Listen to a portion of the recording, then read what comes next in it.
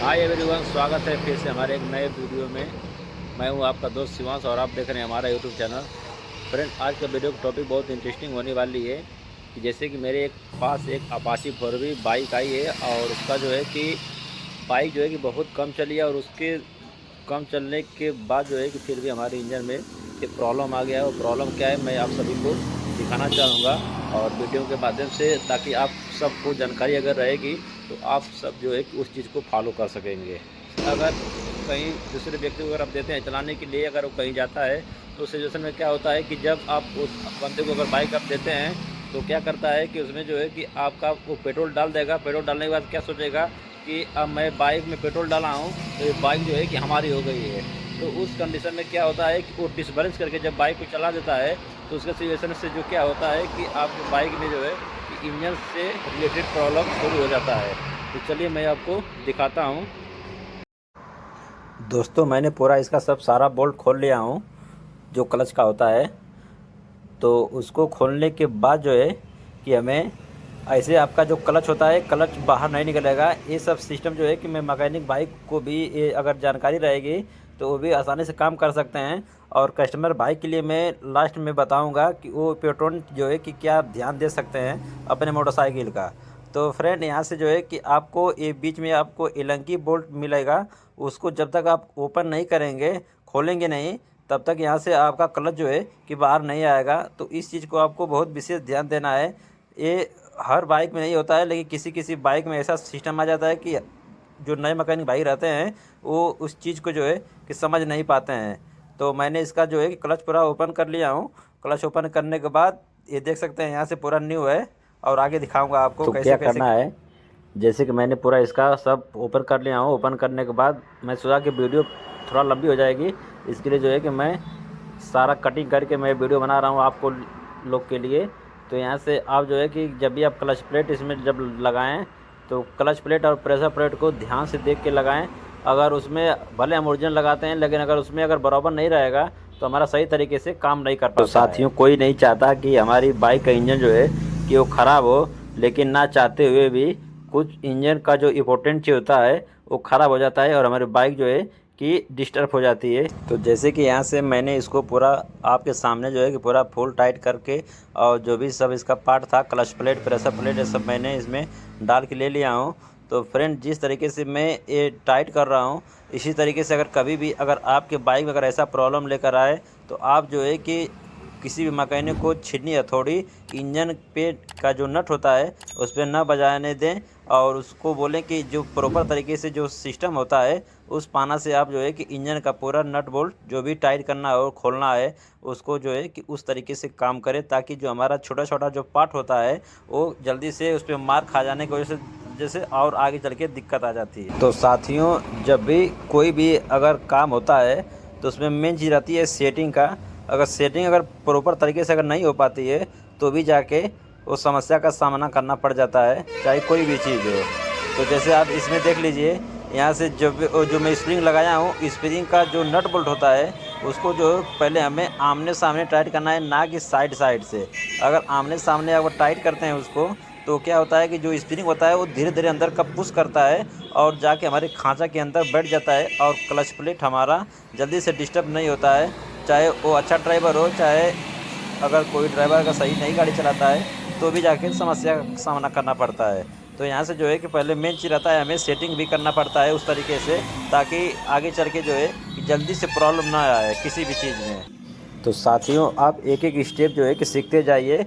इसमें जो है कि मैं आप लोग को सिखा भी रहा हूँ और जो हमारे कस्टमर भाई है उनको ये चीज़ें बता भी रहा हूँ। जो मैकेनिक है ये देख रहे हैं इसमें कि ये जो अपाची बाइक रहती है उसमें एक छर्रा लगा रहता है। छर्रा को हमें बहुत विशेष ध्यान देना है। अगर छर्रा नहीं रहेगा तो हमारा क्लच जो है कि हमारा काम नहीं करेगा, हमें फिर से जो है कि ओपन करना पड़ जाएगा पूरा क्लच फिटिंग करने के बाद। तो समस्या का सामना भी होता है। तो इस चीज़ को अगर आप जानते रहेंगे तो आप कोई भी काम में फंसेंगे नहीं। तो अब मैं पूरा ये सब सिस्टम पूरा ओके हो गया है मेरा। मैं इसका क्लच कवर अब लगाऊंगा और यानी कि इसका जो पैकिंग आप देख रहे हैं, यहाँ से पैकिंग इसका फटा नहीं था तो मैं पैकिंग को वही रहने दूंगा। और यहाँ से जो इसका जो क्लच का राड रहता है उसको भी अच्छे तरीके से आप ध्यान दे के लगाएं, ताकि वो सही से बैठा है कि नहीं बैठा है। तो यहाँ से आप जो है कि मैं अब इसको पैक करता हूँ। पैक करने के बाद जो है कि मैं फिर जो है कि बाइक को चला के देखूँगा क्या इसमें प्रॉब्लम सही हुआ कि नहीं सही हुआ। और जो मैं बताया था कि मैं आगे लास्ट में बताऊंगा कि नहीं इसमें हमें क्या करना चाहिए कि जो हमारा जो बाइक का इंजन है, चाहे नई बाइक हो, चाहे पुरानी बाइक हो, चाहे किसी भी कंपनी की बाइक हो, वो क्यों जल्दी से ख़राब हो जाती है, या ये हमारी लापरवाही रहती है या कंपनी की लापरवाही रहती है। तो इस चीज़ पे जो भी है मैं आगे आपको डिस्कस करूँगा और आपको समझाऊँगा भी। तो फ्रेंड, वीडियो पर अगर नए हैं तो वीडियो को जो है कि सब्सक्राइब भी कर लीजिएगा, ताकि इसी टॉपिक पे जो है कि मैं आपको सब वीडियो बनाता हूं, ताकि आप लोग जो है कि उसे देखें और देख के जो है कि अपने बाइक का जो है कि ख्याल रख सकें। जैसे हम अपना सेहत का ख्याल रखते हैं, उसी तरीके से हमारा जो बाइक है 1.5 लाख 2 लाख रुपए के हम जो बाइक खरीद के लेके आते हैं, तो उसी तरीके से हमें उसको भी मेंटेन करना पड़ता है। तो जैसे कि यहाँ से आप देख सकते हैं जो भी बाइक इस समय लॉन्च हुई है, तो उसमें ऑयल क्या होता है कि कंपनी बोलते हैं कि 1.2 लीटर ऑयल इसमें डालना चाहिए। 1.2 लीटर का मतलब होता है कि 1.25 लीटर। तो उसमें बहुत मैकेनिक भाई क्या करते हैं कि उसमें केवल 1 लीटर मोबिल डाल देंगे या 900 ml।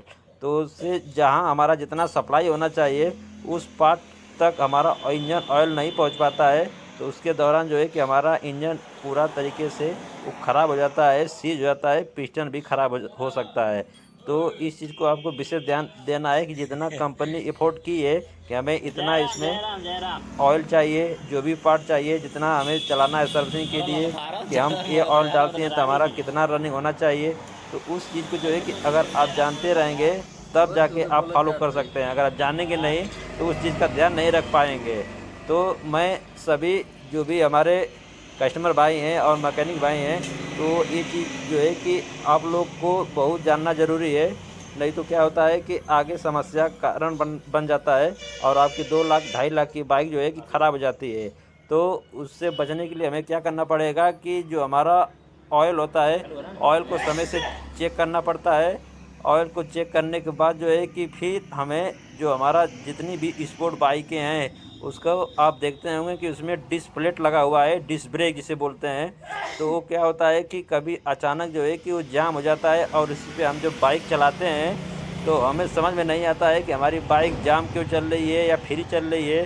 तो हम उसी पे जब बाइक को रनिंग कर देते हैं, चला देते हैं, तो उस सिचुएशन में क्या होता है कि हमारा इंजन भी पूरा हीटिंग हो जाता है और इंजन हीटिंग के दौरान हमारा जो डिस्प्लेट होता है, डिस्पैड होता है, वो भी ख़राब हो जाता है। तो ये सब चीज़ जो आप देख रहे हैं यहाँ से कि मैंने क्लच प्लेट डालने के बाद इसका ऑयल फ़िल्टर वगैरह, क्लच प्लेट सब जो है कि मैं इसमें चेंज करके न्यू डाला हूँ, ताकि जब भी यहाँ से ऑयल जो सप्लाई होता है तो अच्छी तरीके से जिस पार्ट पे ऑयल पहुँचना रहता है उस पार्ट पे ऑयल पहुँचेगा, तो जल्दी से प्रॉब्लम नहीं आएगी। तो मेरा वीडियो बनाने का मकसद यही था फ्रेंड कि आप लोग की जो है कि छोटी सी छोटी जानकारी मैं, तो जैसे मैं शुरू में आपको बताया था कि आगे चल के बताऊंगा, वीडियो को फुल वॉच कीजिए। बाइक का जो इंजन में प्रॉब्लम आया आखिर में क्यों आया है, तो इस तरीके इसका पीछे का जो डिस्प्लेट है, मैं इसका वीडियो बना के यूट्यूब पर ऑलरेडी डाल चुका हूँ, वहाँ से आप जाके वीडियो को देख सकते हैं। उसका डिस्प्लेट पूरा ख़राब हो गया था। ख़राब होने के बाद जो है कि जब इंजन पर लोड पड़ रहा था तो उस सिचुएशन में जो क्लच प्लेट है, पहले क्लच प्लेट डाउन होता है। अगर एक क्लच प्लेट डाउन होने के बाद अगर फिर भी अगर गाड़ी इसी पे चलती तो हमारा ब्लॉक पिस्टन भी ख़राब होने का चांस रहता। तो इस चीज़ को जो है कि आपको अगर जानकारी नहीं है तो ये चीज़ आप जो है जान लीजिए। तो साथियों, जैसे कि अगर आप चाहते हैं कि हमारा क्लच प्लेट और इंजन जल्दी ख़राब ना हो, तो जब भी आप टॉप गियर लगा लेते हैं तो जो टॉप गियर लगाने के बाद जो है कि आपको क्लच प्लेट से हाथ पूरा उंगली हटा लेना है, तब जाके आपका क्लच प्लेट जो है कि काफ़ी दिन चलेगा और जल्दी ख़राब नहीं होगा।